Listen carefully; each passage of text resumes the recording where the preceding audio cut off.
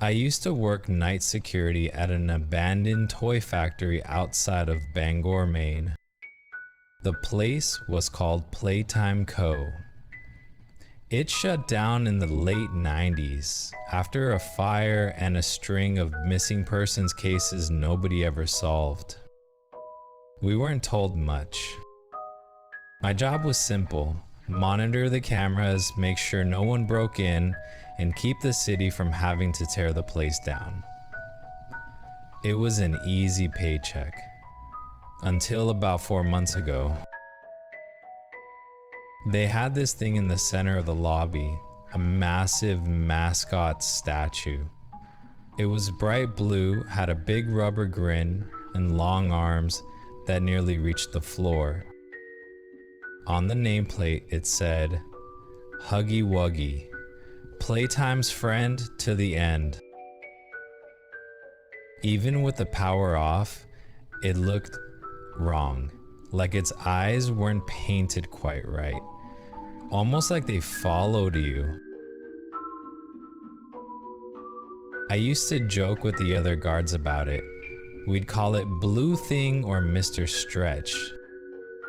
But the longer I worked nights there, the less funny it got. Because sometimes when I passed through the lobby, the head would be tilted differently than before.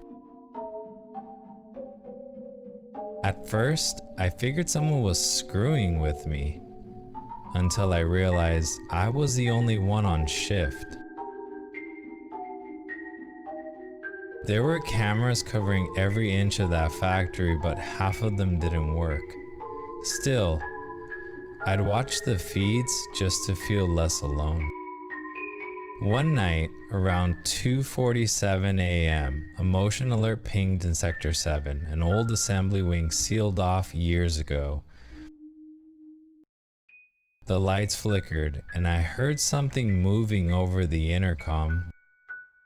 Not footsteps. It sounded more like rubber dragging on concrete. A low scraping, followed by a pop, like someone snapping their knuckles, but wet. I switched through cameras, trying to find the source, and for a split second, on camera 23, I saw something tall and blue moving between the conveyor belts. Then the feed cut out. I tried to tell myself it was just shadows, or maybe an animal, but I made the mistake of going to check. Sector 7 hadn't been opened in years. I had to pry the door open. The metal groaned like something alive. Inside, it smelled like dust and glue. There were old toys scattered across the floor. Everything still and quiet. Then I saw the handprint on the wall. It was huge, too big for a human. 5 long streaks of blue. It looked like someone had dragged wet paint, except it was sticky, almost like syrup. I remember whispering, "What the hell?" and then I heard it. A sound I'll never forget. A voice, soft and childlike. "I missed you." The emergency lights flicked on for a split second, and that's when I saw it. Something unfolded from the ceiling. 8, maybe 9 feet tall, limbs too long, fur matted and wet like it had been dipped in oil. Its mouth stretched wider than any costume could, rows of yellow teeth glistening. It swayed its head side to side like it was trying to remember how to move. Then, in that same sing-song voice, it said, Hug time. I ran as hard as I possibly could. My flashlight swung wildly, catching flashes of blue in the dark. The thing's footsteps were soft, almost gentle, but fast.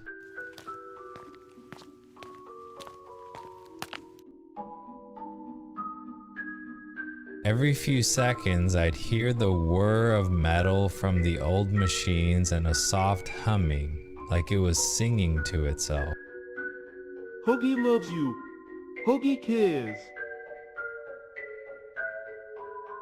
I sprinted back toward the main hall and slammed the emergency door. It shut with a hiss, locking automatically. I thought I was safe, until the metal began to bend inward. I backed away and watched the door.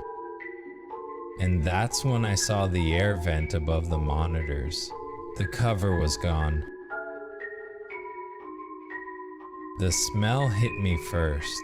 Sweet, rotting plastic. Then came the whisper. Don't run.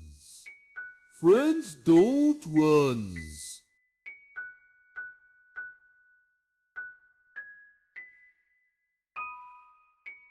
I bolted out the loading dock door and didn't stop until I hit the tree line.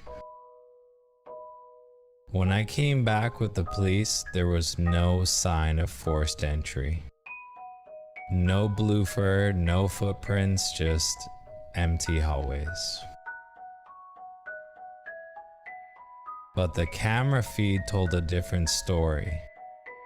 They pulled a recording from the night before. For the first 30 minutes, it showed me walking the corridors with my flashlight in my hand. Then there was static. When the feed cleared again, there was something standing behind my chair in the security office.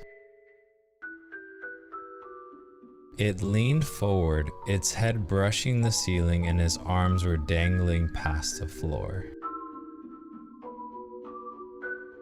And when I froze the frame, right before the feed cut out, its mouth was inches from the back of my neck.